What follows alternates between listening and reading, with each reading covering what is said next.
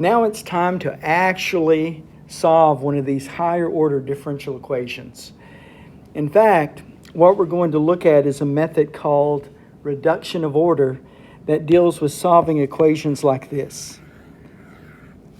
A second order linear homogeneous differential equation.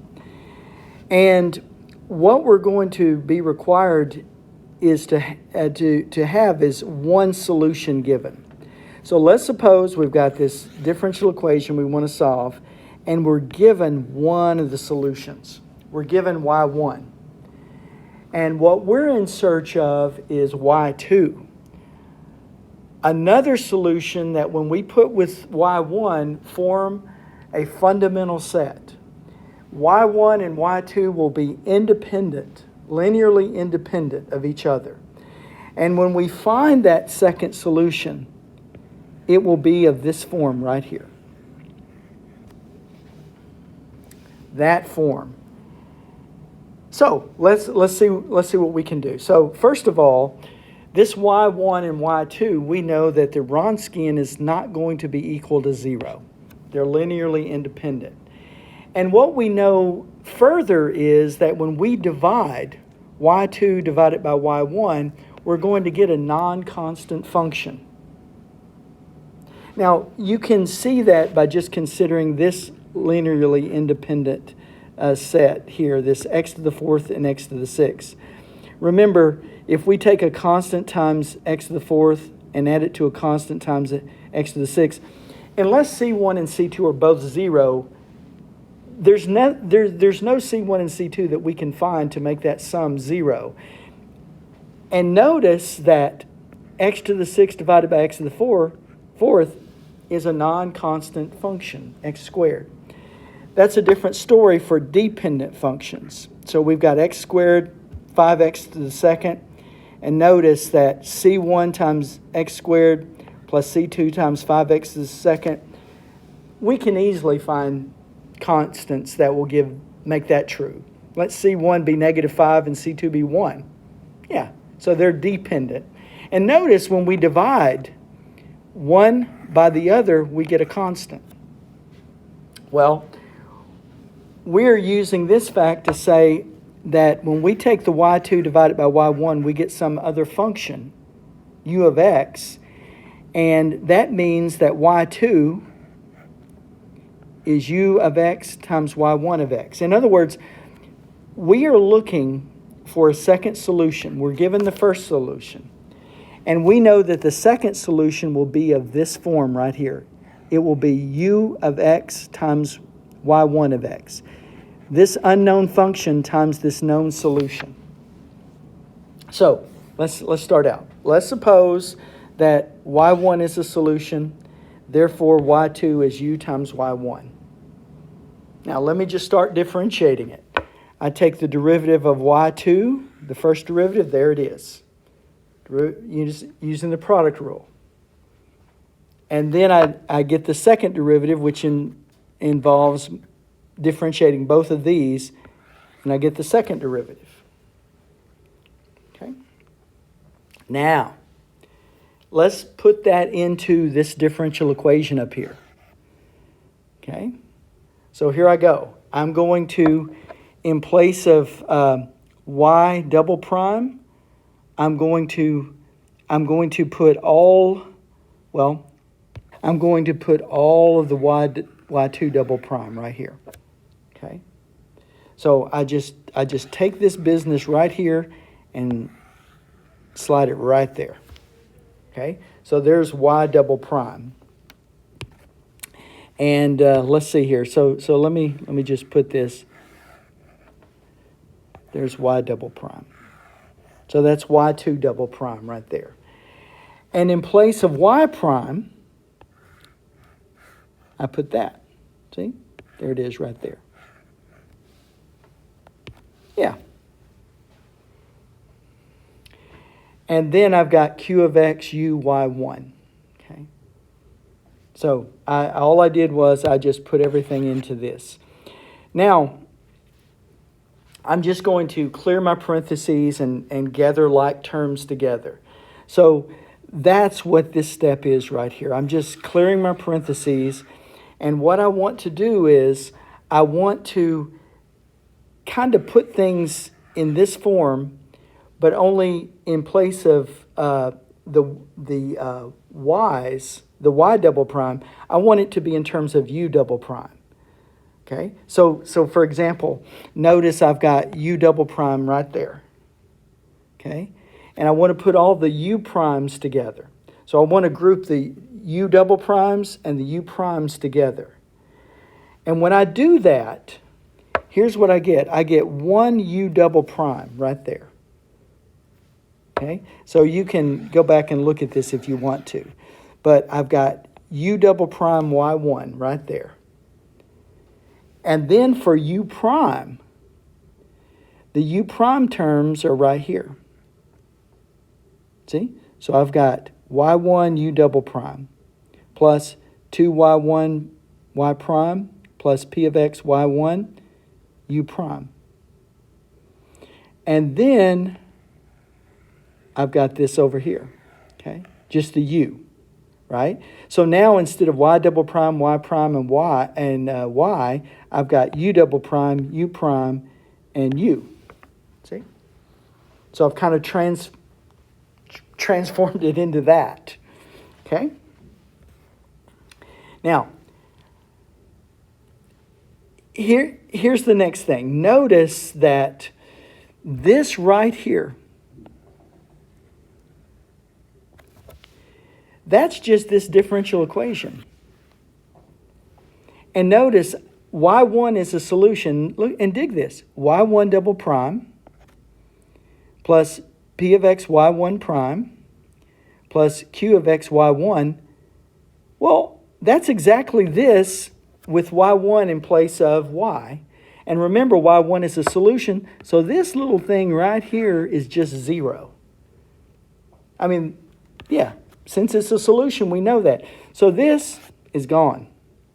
And now here's what we have. We have this that we're working with. Okay, so this simplifies it a little bit for us. Now, notice that I've got a y1 right here. I've got a y1 right here. So what I want to do is I want to factor a y1 out of this. I put it right there, and notice that just gives me a p of x right there. But in this first term, it was 2y1 prime. Now it's 2y1 prime over y1 because I factored out this y1. Okay, now I'm going to do something with this next step. I've got this set equal to 0. So I'm going to factor out this y1 and set it out. I've factored this expression, and I'm just going to forget about it for now. I'm just going to deal with this part right here. Okay? So I've got y1 times that, but I'm only going to look at this part right now. That's what's of concern to me. Okay? Now this looks a lot like a second order differential equation just in terms of u. But my goodness, I don't know how to solve a second order differential equation. So let me do this. Let me reduce the order by letting w equal u1. That means w prime equals u double prime. And look how this thing changes. Now we've got this. This u double prime became just w prime. This u prime just became w. Now this looks like a first order differential equation that we can solve with an integrating factor. In fact, let's do that. Let's solve this with an integrating factor. So I'm going to let mu be e to this mess right here. Okay? Remember, that's how we deal with the integrating factor, right? That's how we find it. And simplifying that, I go to this step, separating the integrals, because, it's e to the integral of p plus e to the integral of 2y prime, y1 prime over y1. I mean, I can do this. And then we get this. Okay. This is the log y1 of the log y1 squared. And e to the log y1 squared is just y1 squared. So here's what this thing simplifies to. And if you want to, you can go back and trace through this and see how I did this. Or, if you want, you can ask me questions. But, okay, so here's what we've got. Now, I go through this process. So I'm just now using the integrating factor. So I've got this on the left-hand side, this on the right-hand side, and I get this on the left hand, okay? On the right, it's just a constant. I integrated the 0 over there. How do you get a 0? You differentiate a constant. So I've got this right here. Now what I want to do is I want to solve for W. Okay, I want to solve for W. So here I go. I solve for W right here. Okay. Now, remember W is U prime. So if I want to find U, I need to integrate this thing right here. I need to integrate it. Now I'm going to do something here. I've got this constant, which is a little bit troubling, but I'm just going to let that constant be 1. It doesn't matter if I do that. I'm just trying to come up with a method for finding the second solution. And I'm just going to, I can let that constant be anything I want. I'm going to let it be 1. And now here's what I get. I get U is equal to this. Okay. Now, if U is equal to that, and y2 is equal to U times y1, here is our second solution right here. It's y1 times this. Okay? Because that's U. Okay, that is the reduction of order overview. Now, let's look at a particular example. Let's suppose I've got this differential equation. I want to solve that, and I'm given this as a solution. y1 equals x squared. Now, all I want to do is find the second solution. I want to find this, y2.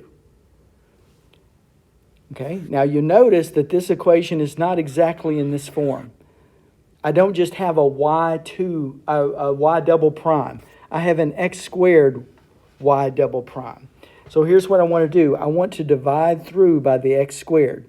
So I'm dividing this by x squared, this by x squared, and this by x squared. And you'll see it right here. Okay, there's my x squareds. Now, this looks a lot like differential equations, we can finding the integrating factor is something that you've done before, because you'll notice that my integrating factor here is just going to be e to the 3 over x, negative 3 over x. Well, not, not that. Negative. What am I doing? E to the negative 3 over x, like this. I don't know what I was thinking about. Okay. So there's my integrating factor. Now, if you put that in our formula, what you're going to get is this. Okay. Which leads us to this. And then you get this, okay? And you get a final solution, x squared log x. So look, I don't want to overcomplicate this. You're just using, I went through all this process to show you where this formula came from, because I didn't want to just give you that formula. But if Now you want to write the general solution. What you've got is C1 times the first solution plus C2 times the second solution. And there you have reduction of order. Remember, all this work I did up here, you're not going to have to do that. What you have to do is you have to think about this right here. And you're given this. And that's it.